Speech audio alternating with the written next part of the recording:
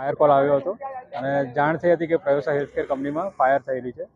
એટલે તાત્કાલિક અમે ફાયર ટેન્ડર અમે ઘટના સ્થળે મોકલી આપ્યા અને મેસેજ મળતા રહેતા હતા કે કદાચ ફાયર મોટી છે, તો અમે એ પ્રમાણે અગાઉથી જ ફાયર ટેન્ડર વધારે મોકલી અને ઝડપથી આગ પર કાબુ મેળવી દીધેલો હતો અને લગભગ અડધો પોણો કલાકની અંદર આગ કાબૂમાં આવી ગઈ હતી અને વધારે નુકસાન થવા પામ્યું નથી.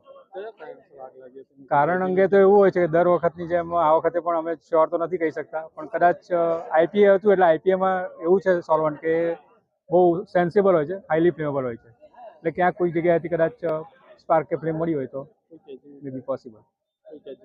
કેઝ્યુઅલિટી અંગે કોઈ મને માહિતી નથી. અમારા સ્ટાફ અહીં પહોંચ્યો ત્યાર પછી એમને ખાલી ફાયર કોલ જેટલું માહિતી મળી છે. Thank you.